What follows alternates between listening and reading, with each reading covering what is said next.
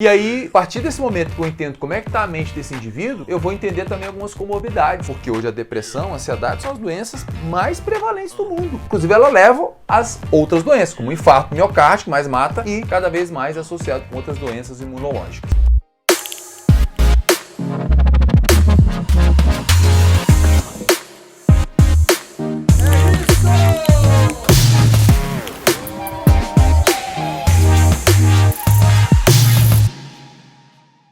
Começando mais um podcast da Saúde Funcional, esse podcast que justamente tem o grande objetivo de reprogramar o estilo de vida das pessoas, principalmente trazer você para um próximo nível. Lembrando que são 6 pilares que compõem a saúde funcional, 6 pilares: a parte mente, a parte movimento, a parte alimentação, a parte sono, além disso, a blindagem social, seu ecossistema e, claro, o nosso propósito. Meu nome é Sandoval, estou aqui com vocês para mais esse podcast e vai surgir aqui uma voz do além com perguntas e respostas. O nome dela é Tâmara Maria. Tâmara Maria, qual é a nossa primeira pergunta? Grandes dúvidas do nosso grupo exclusivo de Telegram. Se você não está lá, clica aqui embaixo para entrar no nosso canal, maior canal de saúde funcional do Brasil, e as pessoas profissionais perguntam para a gente. Então, qual é a primeira pergunta de hoje, Tâmara Maria?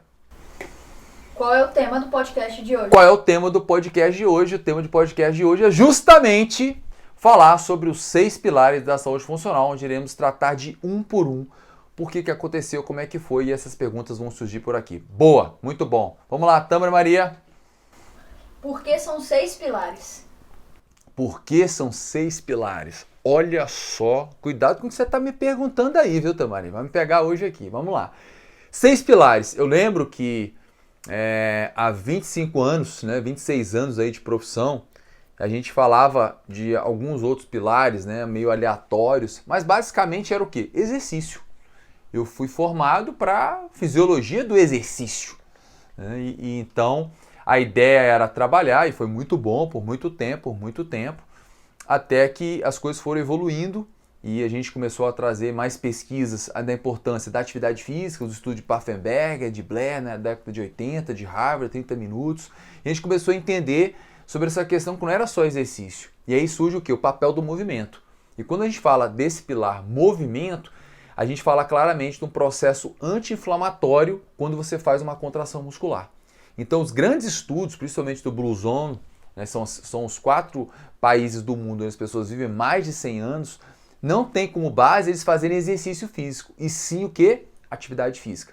Com princípios dos 10 mil passos, atividade física diária, principalmente atividade de lazer. Então tudo isso vai contando. Então quando a gente fala de movimento, conectando aí com exercício, que ele é um braço, a gente está falando do dia a dia o indivíduo ficar menos tempo o quê? Em hipocinesia, em falta de movimento. Por isso que na plataforma da saúde funcional, onde eu desenvolvi no projeto de pós-doutorado na Faculdade de Medicina IB, hoje chegando em 9 mil, estou muito alegre, 9 mil check-ups, a gente mede o quê? Tempo sentado, o tempo vendo TV, o tempo vendo TV no final de semana, a gente mede o nível de atividade física pelo IPAC, então a gente fala muito mais de movimento. E aí surge uma dezena, centenas de trabalhos mostrando essa associação e, claro, nossa fantástica, que é justamente a Pedersen, trazendo o papel anti-inflamatório, dessa cascata do efeito anti-inflamatório quando o músculo se contrai, produzindo principalmente as substâncias interleucina 6, que são justamente anti-inflamatórias. Então a gente tem que pregar cada vez mais o movimento, porque não adianta também a pessoa treinar 2 vezes na semana, Tamara, como você perguntou aqui, ele treina, são 168 horas na semana, ele treina 2 horas, ou seja, e as outras 166 ele faz o quê? Então a gente percebe claramente que, principalmente pensando em receptor de membrana GLUT4, você faz o trabalho de alta intensidade, ele vai permanecer ativo ali na membrana, o glúteo ativo com essa glicose, 2 horas, 4 horas e depois. Então a gente sabe que toda atividade muscular vai diminuir. Então por isso a pessoa tem que fazer o quê? Boots, quebrar esse período do dia, levantar da cadeira a cada 2 horas. E tá aí os relógios, ensinando você, ele te desperta, vira e mexe meu relógio aqui, dei 30 mil passos, fala movimento, eu quase que xingo ele. Até tem uma história bacana para contar. Eu lembro que eu fiz uma maratona ano passado, deu 60 mil passos no dia. Eu tava jantando, aí o relógio falou assim, movimento. Eu falei, vai pra casa do Cacilda, entendeu? Porque ele me viu muito tempo parado e ele despertou e agiu. Ou seja, movimento não é que seja mais importante ou melhor do que exercício. A gente não quer mostrar o que é melhor ou o que é pior. Mas quando a gente mede hoje na plataforma, e a gente tem hoje, por exemplo, 33% da base assiste TV mais de 4 horas no final de semana. O cara fica parado, Netflix matando as pessoas. Então daí surge a gente educar o ser humano a fazer exercício, mas principalmente ser ativo. E aí vem, por exemplo, contagem de passos. A Tudor Lock, que é a grande pesquisadora que criou os passos, ela já traz vários trabalhos de métricas mostrando quantos passos você tem que estar no dia, 2.000, 5.000, 10.000, aquela teoria dos 10.000 passos, até saiu um trabalho essa semana falando de idosos com 4.000 já seria muito bom, mas tudo preconizando o quê? O movimento. Então, esse primeiro pilar, por isso que eu falei, esse tema aqui ele é amplo. Então, falando desse primeiro pilar, movimento, tá aí, temos bastante evidências para isso. Evoluindo para um outro pilar, que com o passar do tempo eu fui sentindo, e nós como profissionais de educação física, a gente sabe que um dos pilares que a gente faz muito pouco e muito mal é dormir. Por quê? Porque a gente atende as pessoas enquanto elas estão antes do trabalho ou depois do trabalho. Então eu cansei de dar aula até 10 horas da noite, cansei de dar aula às 5 horas da manhã, entendeu? Ainda terça e quinta eu tenho um grupo de corrida, eu corro com eles, e eu sempre dormia pouco. E eu sentia muito sono depois do almoço, eu já bati o carro 3 vezes, eu tive dificuldade, eu sabia que isso afetava a minha imunidade, só que não era uma métrica que eu dominava. E eu passei, claro, no meu doutorado, porque tinha uma relação direta com o sono, com doenças autoimunes, câncer, outras doenças, eu falei, isso aqui é importante, isso aqui é importante. E aí nós começamos a inserir questionários de qualidade do sono, questionários que avaliavam a disposição a acordar, questionário que avaliava também essa autopercepção, sonolência também, que é um questionário muito importante. E a gente tem, hoje mesmo estava lendo um trabalho publicado na Nature, um trabalho de 53 páginas, que eu vou fazer ainda uma conexão científica falando sobre a relação do sono, cada vez relacionada com câncer, com doenças cardiovasculares, com depressão, falando sobre a questão, por exemplo, 2 noites com privação de sono, você aumenta o risco de gripe, resfriado em 24%. E o que o Sandro vivia? Gripado, doente, resfriado, com sinusite. Vivia doente. O que eu fazia? Dormia 3, 4 horas e compensava no cochilo depois do almoço, e pouca produtividade. E eu passei a me educar. A última noite aqui, quando hoje, 9h30, 9 eu já estava dormindo, eu criei isso para a minha vida. Hoje eu vou fazer 47, eu me eduquei e na minha família a gente tem feito isso. Então o pilar sono, na minha opinião, para trabalhos com obesidade relacionado ao sono, o sono ele é um dos maiores motivos de depressão no mundo. Inclusive esse artigo publicado na Nature é do Irving, que é um artigo que ele já comentou várias vezes aqui, falando de toda essa parte neuroimunológica ligada ao sono. Então, como não medir? Por que não medir? Tem que medir. E a plataforma mede isso. Então, já falamos, qualquer coisa você me lembra aí, viu, Tan? Falamos do movimento, falamos do sono, que vai falar muito mais sobre isso. Inclusive, lembrar, a gente pode fazer um podcast de cada um desses, ok? No terceiro aqui, nós vamos falar sobre a parte alimentar. Não vou falar da mente agora não. Parte alimentar. A gente sabe que tem sempre a questão da alimentação. E a alimentação, a gente tem as dietas milagrosas. E agora, o que é a dieta? É a paleolítica, é a dieta do low carb, e a dieta do chocolate, e a dieta do J, do C, do B e tal. Então, o que a gente tem que entender? O meu pai é italiano, minha família é italiana. Então, eu como macarrão praticamente 2, 3 vezes na semana. Eu já morei na Itália comendo macarrão todos os dias, entendeu? E a gente sabe claramente que a relação carboidrato, ele tem sido hoje, diríamos aí, crucificado, demonizado, como traz a Tâmara aqui, com razão, principalmente as pessoas que não fazem os outros 2 pilares, né, bem feitos, o cara se não movimenta, o cara não dorme bem, aí come carboidrato, aí que é o quê? Aí vem, eu sou celíaco, eu sou não sei o quê, a gente sabe que o ser humano que está inflamado. E o que a gente traz como base? Tá? Eu não tenho contra nada, e também não vou dizer que sou a favor. Eu sou a favor do que tem evidência e o que a gente vive. E a gente sabe bem claro que as maiores evidências são com a dieta mediterrânea, inclusive no estudo Blue Zone, a grande base é da dieta mediterrânea. E o pilar base da dieta mediterrânea, sabe qual é? 10.000 passos. Porque a dieta mediterrânea ela tem um contexto de estilo de vida. Pra vocês terem uma ideia, o pilar superior da pirâmide está muito ligado a propósito, que é o chamado Ikigai, que a gente vai chegar a falar daqui a pouco sobre isso. Então é uma dieta que tem um estilo de vida envolvido. Agora um trabalho que saiu esse final de semana, tá? Você estava discutindo isso lá no grupo do Telegram, que os pais que não se alimentam com os filhos, aumentando o risco de quê? De comer principalmente fast food. E o que fast food tem? Muito sódio, Como tem muito sódio, isso vai causar o quê? Uma dependência, muitas vezes, desses indivíduos, levando a problemas de depressão, de ansiedade, transtornos psicoemocionais. Já as frutas têm muito o quê? Potássio. E hoje as crianças não comem mais potássio, não ingerem alimentos com potássio. E o que faz? Aumenta o sódio. O sódio cria até dependência do paladar. Então a gente tem que educar essas pessoas. E a dieta mediterrânea está bem clara. Quando? Verduras, legumes, frutas. Eu educo meus filhos. Sábado, o Heitorzinho, meu filho de 5 anos, chegou: papai, eu já estou muito feliz. Por quê? Porque, filho, já comi 5 frutas. Comi banana no café, comi mamão no café, que é todo dia. Comi banana, já comi maçã, tomei açaí e agora eu comi uma goiaba. Olha a consciência, desde cedo isso. Desde cedo.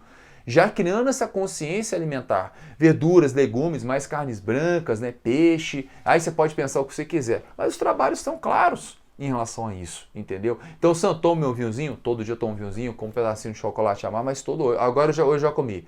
Já comi mamão, já comi banana, já comi manga no almoço, né? Hoje eu vou comer ainda maçã. Então, tá aí, já comi quiabo, já comi espinafre, já comi vagem, já comi abóbora, já comi tomate, feijão, né? Então tá tudo aí a distribuição do dia a dia. Então a gente hoje, como é que a gente mede isso? Você não é nutricionista. Não, mas eu faço isso com meu filho, eu tô falando que eu faço. Então simplesmente eu como profissional de saúde, eu tenho que ter a capacidade de quê? De medir e de conhecer. Eu não vou passar 3 colheres de feijão, 4 quilos disso, você está com déficit disso, não. Isso aí é papel do médico, do nutrólogo, isso é outra coisa. O meu papel é de conhecer aquele indivíduo. Até porque a maioria das pessoas procura a gente por quê? Querem emagrecer. Então o que a gente faz? A gente faz a consulta da saúde funcional, perguntando todos os momentos do dia. O que a gente vem detectando de base? A pessoa não tomou água. A pessoa não come fruta. Quer dizer que você tem que ir no nutricionista para ele dizer que você tem que comer fruta? Eu mesmo já dou direcionamento para ele. Tá claro que ele não está fazendo as 4. Gente, isso é a Organização Mundial de Saúde. Isso é básico. O meu filho te dá uma aula aqui de alimentação de alguns pontos importantes. Então eu tenho esse papel, como o próprio nutricionista vai falar para ele fazer a atividade física dele, como o próprio psicólogo vai trazer, porque, gente, é saúde na essência. Então quando eu falo de alimentação, a gente mapeia isso, faz sugestões e sim direciona para o nutricionista caso necessário. Porque tem pessoas que têm déficit realmente. E eu preciso melhorar esse primeiro aporte. Então a gente mapeia tudo isso, né? Então quais frutos que ele come no café, qual hora que ele toma água, quais são as refeições, como que ele come. Como que ele come? Com o celular, com a TV? Né? Quantas pessoas estão jantando vendo Netflix? Entendeu? A pessoa nem vê quanto comeu. Então o processo é educacional. Então, vamos lá, esse é um tema muito legal da dieta mediterrânea, né? E falar de alimentação como um todo, que cabe aí muito assunto. Então falamos movimento, não foi? Depois falamos da parte sono, falamos da parte alimentação, a parte mente, acabou, né? Mas vamos terminar aqui, porque senão a gente vai até amanhã, tá aqui. Cadê meu cérebrozinho? Ô, coisa linda do papai. Então assim, isso aqui dá para fazer uns 5 capítulos desse, porque hoje não tem faculdade que ensina a função disso. Entendeu? Não ensina. Como é que pode? Neurociência é a base. Tem que entender como que essa máquina funciona, porque senão ela manda em você. Ela manda em você. Ela vai determinar como é que você vai comer, o que você vai fazer, tudo ela vai mandar em você. Então você tem que entender como é que ela funciona. Por isso a parte mental, e a gente mede na plataforma como? Como é que está o nível de estresse, nível de ansiedade, vitalidade, felicidade, a gente pergunta, satisfação da vida, a gente pergunta tudo isso. Porque a gente sabe como é que esse indivíduo está. Lembrando que pela internet, com um link, apenas a gente consegue mapear tudo isso. E aí, a partir desse momento que eu entendo como é que está a mente desse indivíduo, eu vou entender também algumas comorbidades.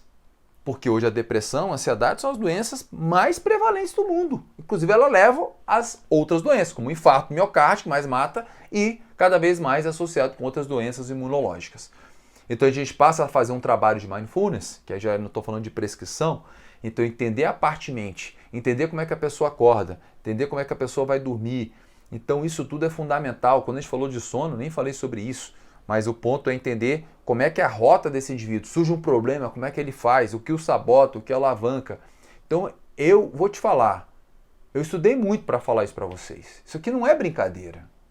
E claro que isso tudo nasce quando lá em 2011, lá no meu doutorado, né, 2010, 2011, quando meu filho nasceu, eu tive uma crise de pânico horrível. Então aquilo foi o grande ensinamento da minha vida. Entender, falar assim, eu tô ali, então assim, eu tenho que estudar isso, eu tenho que entender. E aí começam a chegar as pessoas com problemas psicoemocionais, eu começo a atender pacientes com problemas psicoemocionais e começo a entender e a gente entra nessa rota da mente. Ah, Sandro, você não é psicólogo. Cara, você que está vendo esse material tem a mente escassa, né? Que é justamente aquela mente fechada, né, limitante, ou aquele growing mindset, que é justamente a Carol Dweck fala muito bem, até o livro está por aqui, algum canto aqui, né, que é justamente growing mindset, está até aqui, ó, para saber até como é que você pensa. Porque isso aqui é bacana, né? Você tem que abrir a cabeça, filho. Abrir a cabeça. Como é que é? Growing mindset? O meu é growing mindset, eu tive que mudar, porque há 10 anos atrás eu não tinha essa cabeça. Eu era só exercício. Eu tive que abrir minha cabeça aqui. O que é Growing Mindset? É justamente ver o que é um projeto exponencial, ver o que está na frente, ter a humildade de desaprender. Eu não sou psicólogo, mas eu tenho que entender de Mindfulness hoje. Então eu estudo, eu vivo, eu ensino para os meus filhos, faço curso e aí eu trabalho a gestão emocional, muitas vezes dos meus clientes, coisas simples do dia a dia. Muitos deles têm psicólogo, muitos deles têm terapeuta, muitos deles tomam remédio e eu não peço para tirar remédio de ninguém. Mas eu sei, e não foram poucos, não só sou eu, tem vários profissionais da nosso time de certificação, nossos profissionais capacitados, que estão ajudando as pessoas a tirar remédio. Tem sido cada dia mais comum. Inclusive, essa semana eu estava discutindo sobre um artigo sobre o papel do exercício e ansiedade. Um baita de um papel importante, e dependendo dessa modalidade, fazendo atividade de alta intensidade, pode levar a isso também. Então, falar sobre a parte mente é sua responsabilidade. Sabe com quem? Bate no peito, com você mesmo. Porque você tem que se conhecer, entender a sua mente, entender o seu cérebro, o que é um amido, o que é um córtex pré-frontal, o que é um hipotálamo, o que é um sistema neuroimune endócrino. Você tem que entender isso. Então, fazer sua meditação, fazer sua respiração. A gente está indo agora, né? Estamos aqui, inclusive, está aqui, nós estamos daqui exatamente 40 dias, estamos em Harvard, nos Estados Unidos, fazendo um curso com Benson, que é a maior autoridade no mundo sobre essa medicina, Mind Body Medicine. E lá tem enfermeiro, lá tem fisioterapeuta, profissional de saúde, tem médico, tem todos os profissionais enfermeiros entendendo sobre esse processo. Então, o Growing Mindset é justamente essa é a tendência. Muito bom, deixar até o nosso livro aqui, dar uma respirada, porque eu falo desse assunto. Falamos de 4 pilares, né, Tâmara, agora, né? Então vamos para o nosso 5º pilar, que é justamente da blindagem social. A blindagem social ela é uma blindagem fundamental porque a gente sabe que você é a média de 5 pessoas que você mais convive. Não tenha dúvida disso. Quando a gente pensa em times de futebol, modalidade esportiva, aquele time do Chicago Bulls, né? Nossa, que fantástico, né? O Michael Jordan, o Scott Pippen, todos aqueles jogadores, todos faziam ele acontecer. Vê o Cristiano Ronaldo aí que saiu, né, justamente do Inter e aí agora foi para a Juventus. Demorou um tempo para chegar e estruturar, né, do Real Madrid, né, e foi que a Tâmara joga futebol, tá me corrigindo aqui. Então foi para o Juventus e agora que o time está se estruturando, o que aconteceu? Ele voltou a ter destaque sendo o melhor do mundo. Então time, média, quem você convive, isso é fundamental. E hoje, cada vez mais, o Kipchoge, nós temos o caso muito bom, Tamara, o caso do Kipchoge, que é o maior maratonista no mundo, que ele fala que só consegue os tempos dele devido aos pacers que ele tem, que ele puxa com ele. E a gente gosta sempre de falar uma frase aqui nossa, né? Que o seu 100% nunca é maior do que 1% de um time. Né? São várias cabeças em pró. Você pensa as grandes empresas, as grandes reuniões. E a gente vê hoje um ciclo de obesidade muito grande, um ciclo de depressão muito grande, as pessoas reclamando muito. E a gente sabe que a obesidade é uma doença social, contágio social. E aí tem um grupo do Fowler, né, também, e do Crystal também, do Fowler, do Crystalis, que são autores de Harvard, que falam sobre isso, tem vários trabalhos sobre isso também. Então hoje o que a gente faz nesse sentido? A gente mede a saúde funcional social. A gente entende como é que está aquele indivíduo. E a partir desse momento a gente vem cada vez mais atuando com a média de 5 pessoas. Então, onde esse indivíduo está aqui, a gente pede para ele fazer um check-up, né? Tira o cérebro um pouquinho aqui e volta para cá, cérebro. Então, o que a gente pede? A gente pede para esse indivíduo mapear também o irmão, o pai, a mãe, as pessoas que ele mais convive. Porque se ele é um Z3, né, Z2, que é justamente o nível de saúde funcional baixo, né, Z1 é o pior nível, Z5 é o maior nível, a gente entende quem é essa pessoa. E a gente justamente faz. Você quer ver um exemplo? Né? Eu sempre gosto de falar desse exemplo. A pessoa começa a fazer crossfit e está lá. Quando você encontra daqui a 3 meses, ele está com barba, né? Está com o rabinho lá, daqui a pouco ele larga a mulher e conhece uma pessoa no CrossFit. Por quê? Porque tem relação. Todas as relações elas existem devido ao quê? As convivências e principalmente os objetivos em comum. Se você vai para um barzinho e como é que você vai conseguir ir para o bar sem beber, sem comer besteira e sem fumar muitas vezes? Essas pessoas são levadas por esse movimento social. Eu vou para lá, eu tô tranquilo, eu já sei o que eu quero da minha vida, entendeu? Posso ir para um barzinho tranquilo, tomar água com gás, estou ali e tal. E se tiver que tomar uma cervejinha, eu tomo. Se tiver uma calabresa, não como. Não, posso até comer, mas não faz parte do contexto, né? Entenderam a importância de você se blindar emocionalmente? A gente percebe muitos alunos, ele sai do ciclo dele, vai para academia, treina, ou ele vai fazer uma dieta com o nutricionista, ele até emagrece. Hoje eu tive um caso interessante, nossa, eu tô mais magrinho, eu tô ótimo e tal. Aí eu tava doido para perguntar para essa pessoa, vem cá, o que você fez? Quais foram os sacrifícios que você teve? A sua família mudou também? Os seus filhos mudaram? Porque se eles não mudam, não entram num contexto, fica mais difícil sustentar, ok? Muito bom, e vamos para o último pilar, que é o do propósito e o da garra. Que cada vez estão mais ligados, né? E esse tema é fantástico. No livro da garra deve estar por aqui em algum canto, eu sempre mostro ele, e a gente vem de uma forma muito forte, há 3 anos medindo a garra, justamente a professora de Harvard também, a Angela Duckworth, que criou essa escala com 8 perguntas da garra, que está muito ligado com o seu propósito, né, suas metas maiores da sua vida. Uma pesquisadora espetacular, né, o próprio Seligman, que é o orientador dela, que ele cria essa nova era da psicologia positiva, fala que das pessoas mais inteligentes que ele já conviveu, né?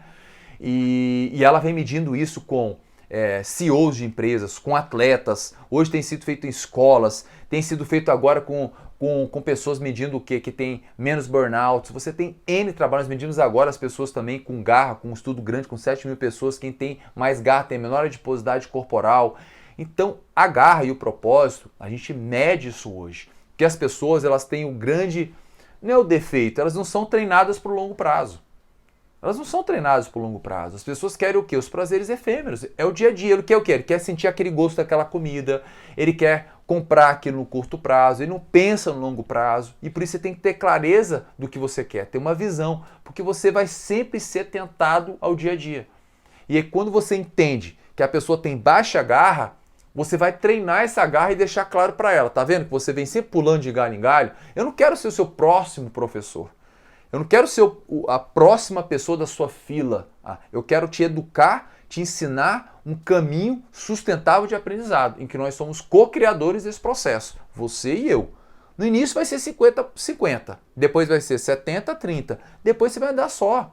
Você tem que aprender. Então não é um treino cego, não é uma alimentação lá. Como é fácil, né? Prescrever uma dieta, corta tudo de carboidrato do cara e ele volta. Gente, eu tive centenas de alunos que fizeram isso. Não existe isso. Isso não existe. Isso aí é enganação, entendeu? Como treinos radicais também. A pessoa se lesiona, inclusive nesse artigo fala de ansiedade, exercício fala que tem que ter muito cuidado, que as pessoas podem abandonar o treinamento porque gera ansiedade o treino de alta intensidade.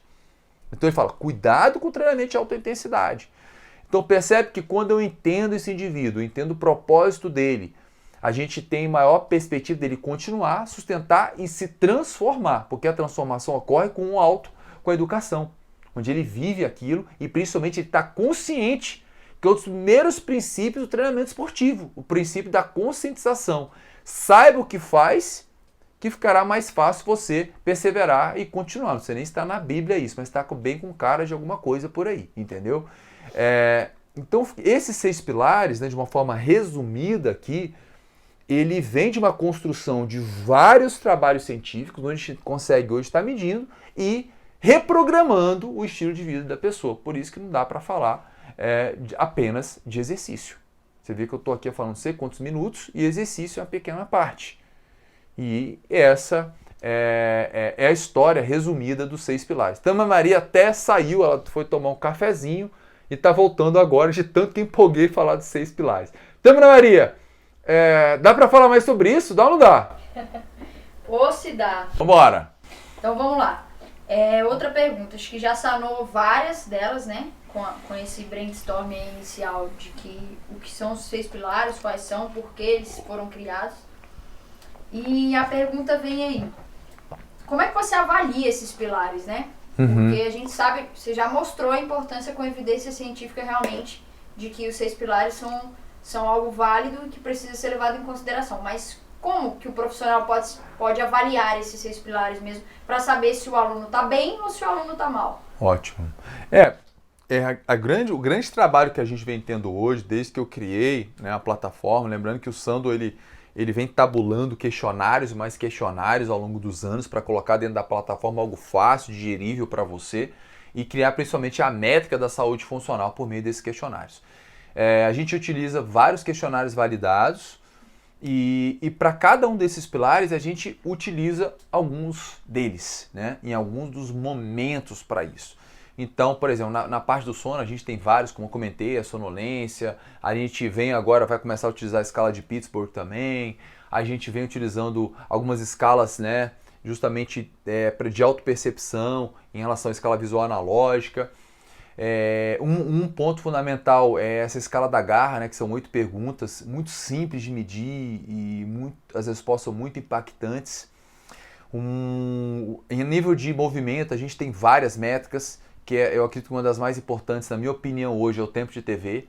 Ela nos diz muito. E hoje mesmo a gente publicou o trabalho, né? Muito bom, né, Tânia? A gente publicou o trabalho hoje, está lá no link do Instagram, falando da relação tempo de TV, também com síndrome metabólica. Então a gente vem medindo, né, tempo de TV, tempo sentado, nível de atividade física, atividade vigorosa, leve.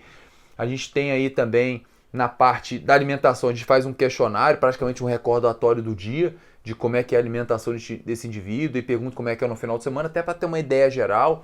E nosso objetivo não é nem aprofundar, é mais em se conhecer e dar algumas diretrizes para ele e não uma prescrição.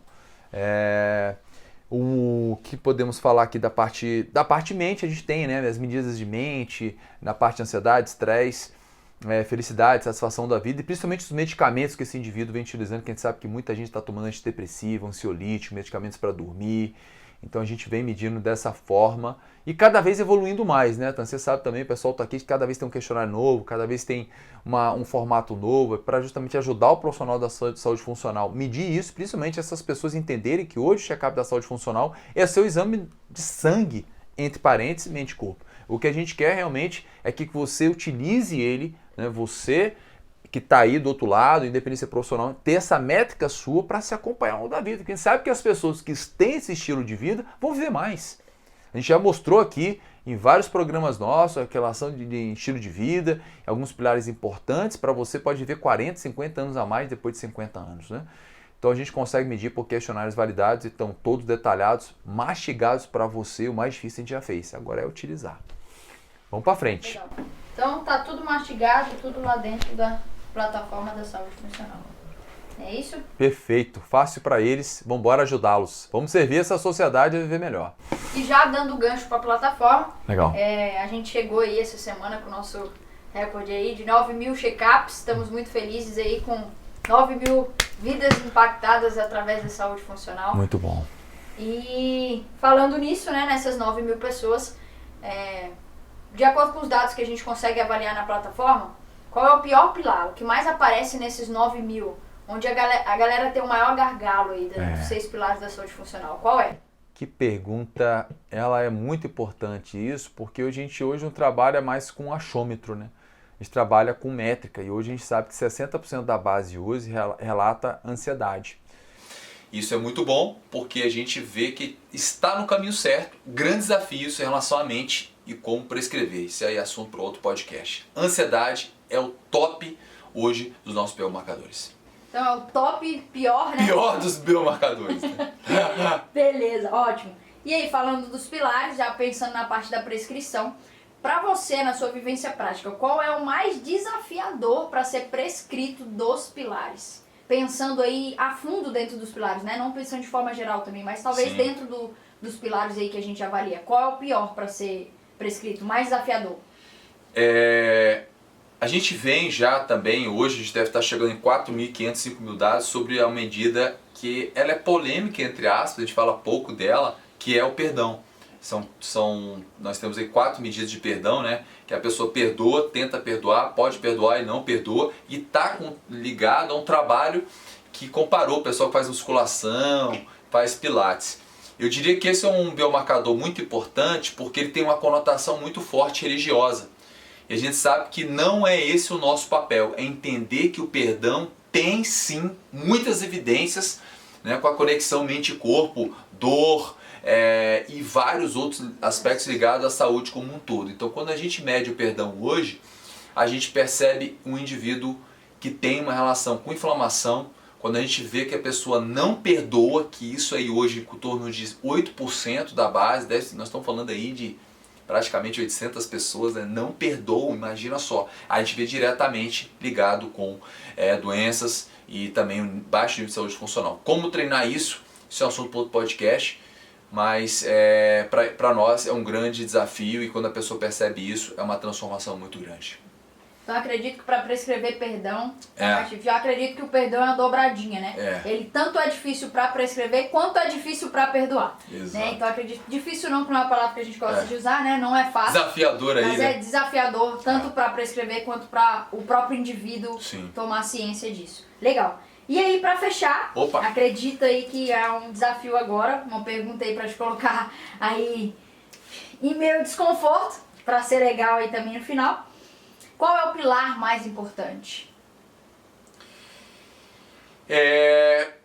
Diante do que eu venho percebendo, medindo, eu diria que todos são importantes, mas um está bem claro na minha cabeça, que eu adoro 2, eu posso dizer assim, sabe? Eu adoro muito a gratidão. Gratidão na escala de McCogo para mim é fundamental, porque quando eu vejo que a pessoa tem uma gratidão muito alta, a gente percebe que ele é diferente. Mas eu diria que a garra para mim, ela tá nesse pilar, né, eu diria pau a pau com a gratidão, tá? Garra, no caso, você se refere ao propósito? Ao propósito. Pensando nos 6 pilares. Nos 6 pilares, porque quando a gente fala dos 6 pilares, a garra, ela tem uma conotação bem clara. Quando as pessoas têm muita garra, ela tem clareza do que ela quer, inclusive ela está disposta a perdoar, ela está disposta a ter gratidão, ela está disposta a emagrecer, ela está disposta a se manter no projeto. Então quando a gente mede a garra, ela tem um poder muito forte. Eu vejo ela como uma grande métrica para a saúde, para corporações. Então eu coloco os 2 aí e a garra um nível acima, né? A gratidão ela é um xodó à parte. Eu fico muito feliz de falar desses 2, né, porque eles são ligados à parte psicoemocional, né, e principalmente comportamental do indivíduo. Poderia falar de outros, mas vou me atentar a esses 2 nesse momento. Então eu acredito que, pensando nos 6 pilares, não pensando nos pilares a fundo, né? Então a gratidão entra na parte da mente, no caso, dos 6 pilares, até para as pessoas entenderem que estão ouvindo nosso podcast aí. E a garra entra aí com o propósito, né? Porque garra e propósito estão totalmente ligados. As pessoas que têm maior garra são as pessoas que têm propósito claro na vida. Então acredito que aí o pilar mais importante para você, no caso, é o propósito, mas também a mente entra logo de rebaba, mas você acredita que não seja a base. A base. Treinar o cérebro da gratidão é fundamental. A gente sabe que a pessoa que tem gratidão, ela tem mais saúde, tem vários pontos. E quando ela está disposta ao propósito, ou seja, ela está preparada, será que você está preparado para pagar o preço pelo seu destino? Essa é uma grande frase. Você está preparado para pagar o preço pelo seu destino que você escolheu para a sua vida de fato? Porque se você hoje está obeso, se hoje você está com algum problema, né, relacionado à sua vida como um todo, você demorou um tempo para chegar até aqui.